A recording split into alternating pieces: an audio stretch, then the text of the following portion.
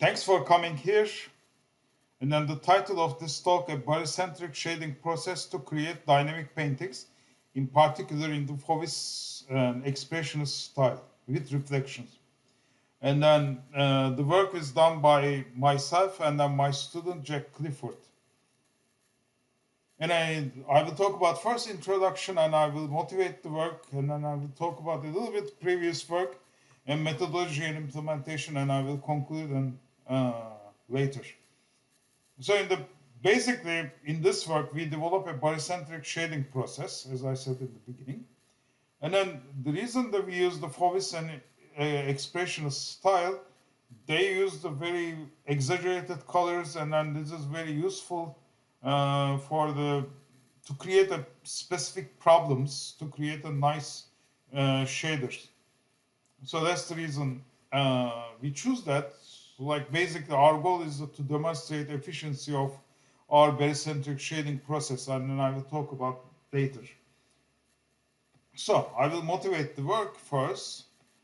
The issue is we want to provide the high quality visuals with complete control. This is not very easy by using the physically based approaches. All the physically based approaches, they cannot even create this kind of the stuff, and then also we cannot even get the control of the result. So what I'm trying to do, this is like a fringe work in some sense in computer like rendering site. I want to use the representational art methods, and in order to create something alternative to provide the physically based approaches.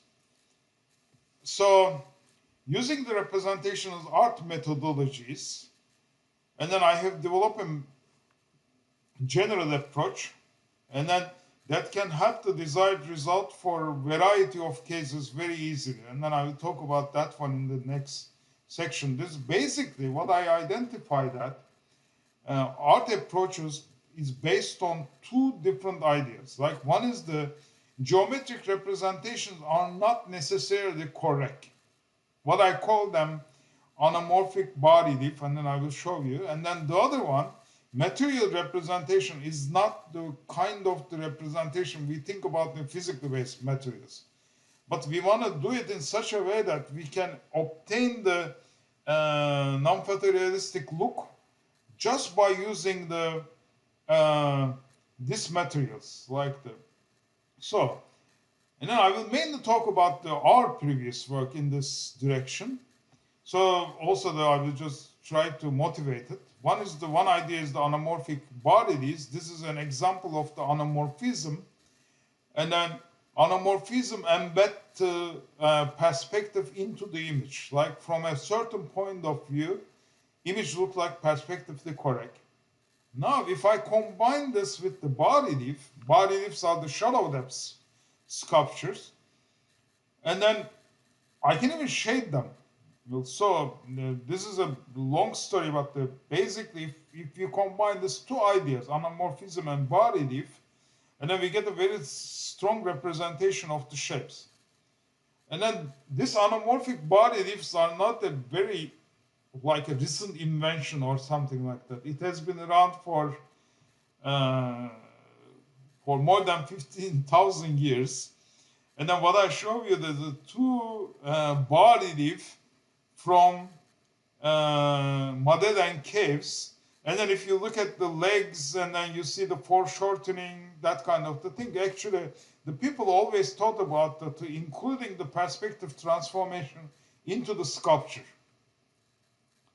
So when you think about it this way, anamorphic body diff can be modeled in different ways. One is the normal maps. Like this is from an image from the Johnston's paper, like from the almost 20 years ago. And then also depth maps can be considered as an anamorphic body diff. Also, 3D models which may not necessarily correct can be anamorphic body diff as far as from the one point of view if they look correct. So this is another example. So I have been pushing it for almost 6 years, actually more than 6 years. Like two of my students worked their PhD thesis on these ideas, like how we can do the Mach 3D, how we can just like created this anamorphic body leaf shapes, etc. But this is again as I said, that this is like a fringe direction in the computer graphics. And then I will show you the two relatively recent work, like this is 2017 poster from another of my student, Fermi, like let's see. Okay, let me put that.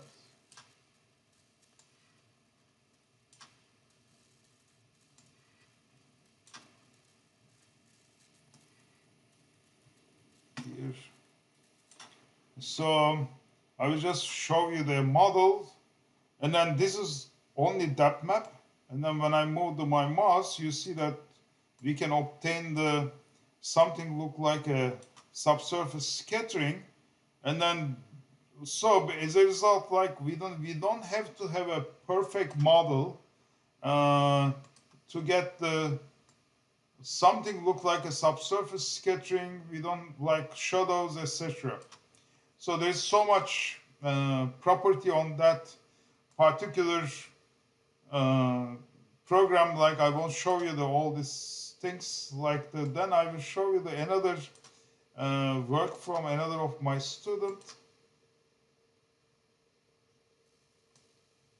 So this is reflection and refraction by using again the very simple model. Like in this case, we have a normal map. All we do is just we can get the like Fresnel, etc., and then we can control the several different things in this one. Like we can control how the Fresnel works, that kind of thing. So as a result, this body leaf, like anamorphic body leaves, provides us enough information to create artworks in real time. These are all what I'm showing you, real-time WebGL-based implementations. And then the second idea is barycentric shading, and I came up this idea a little recently. So basically, we write the equation by using computer-aided design methodologies. So using the partition of unity principles. So we mix the color and illumination. We separate the illumination and then colored images. It looks like a classical intrinsic parameters, but slightly different. And then we can get a very good control. We can get the almost realistic result by using it. So like this is an example. Let's say I want to add another object in this one. We can get the exact color, and then everything will look natural based on that. So this methodology not only works for the artistic side, but also for the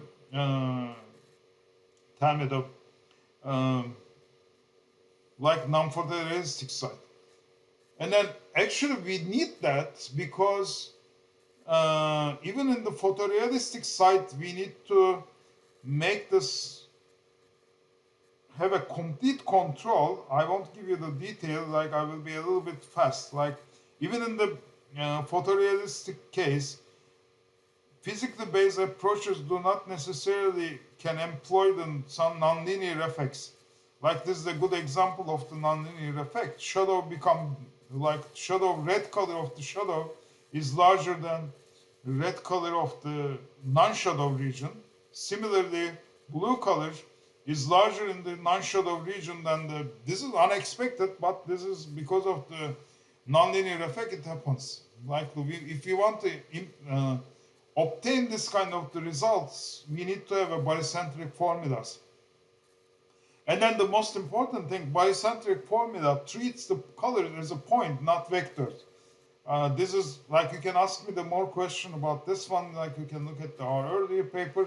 The important thing is that we stay in the convex cell, and then we can control what kind of the color we can get directly. It's not the most important part in this concept. Like this is from our 2016 paper, and then I have been using it in the many different classes also. And then my students are also creating the artworks by using the same idea, like the Chinese ink painting, charcoal rendering, and then different methodologies like here. And then I will show you just one, like these are most of them are this different SIGGRAPH talks and posters. And I will show you the recent work from the Mina Subramanian. And it was another student work. Actually, you can listen. This work is called the painterly rendering approach. It works in the alpha and based on the value, which is also multiple. It looks if you want to, and all the shadow results. And you can layer and composite very easily, doing separate passes if you want to. All the shadows and how it's smooth according to the pseudo light source and its temporally coherent. And then this is what the original painting looks like compared to the final render. And with the HSL adjustments I mentioned, this work is called the painterly render. So I will talk about this particular one. In this particular case, we focus on the Fauvism and Expressionism. And then basically artist Engarni's work. And then let me show you if you notice that shadow is changing, reflections are changing on the way. And then I will talk about mainly how we do the barycentric compositing process here. So let me just go to we use the bilinear barycentric shader. That's the most important difference with the other works previous. And then not only that, we also change the time of the day. So what you see here, two parameters, S and F. S is like the position of the sun in sky. F is time of the day. The reason is that when the sun is going down, colors are changing. We embedded this information into the images. I will show you in the next image. So we have just a simple barycentric formula like this. And then here, this is the sun position, this is the time of the day, and then these are the images we do. Let me show you the next one, and then it will be very clear here. So this one is like a T1 one, everything is illuminated without the shadow, as if like light goes to everywhere. We get an image like this. We got another image.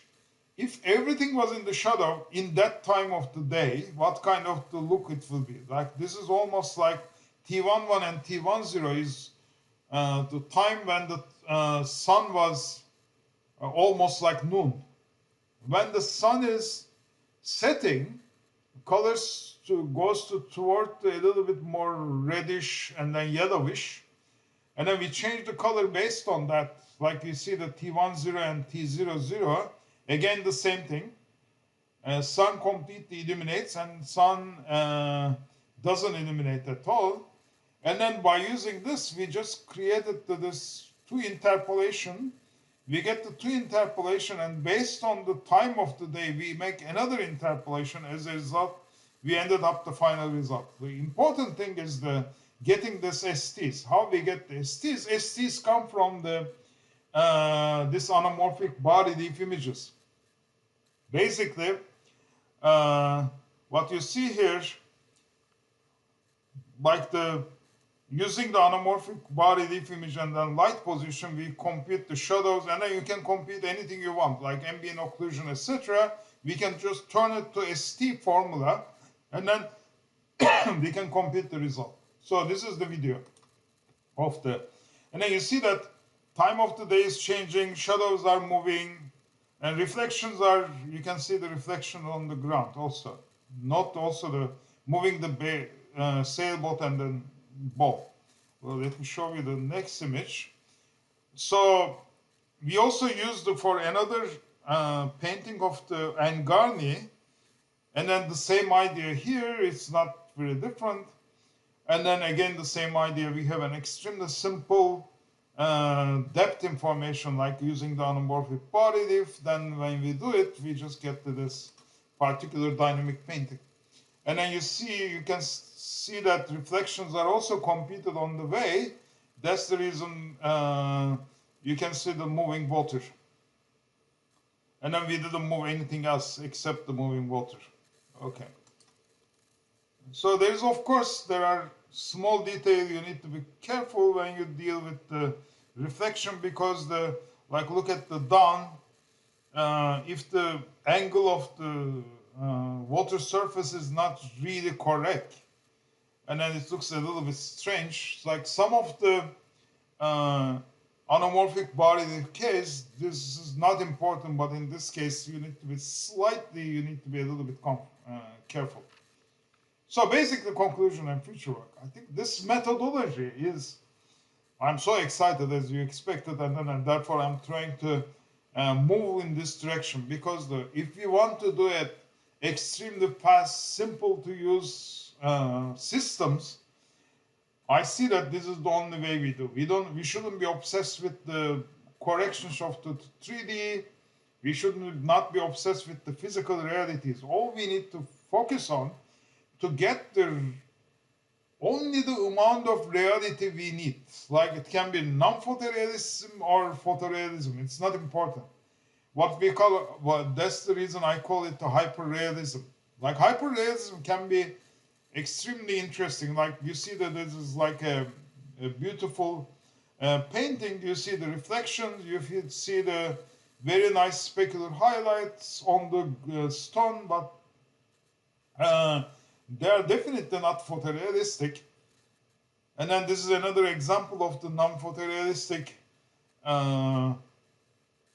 but still there is a representational part in this one.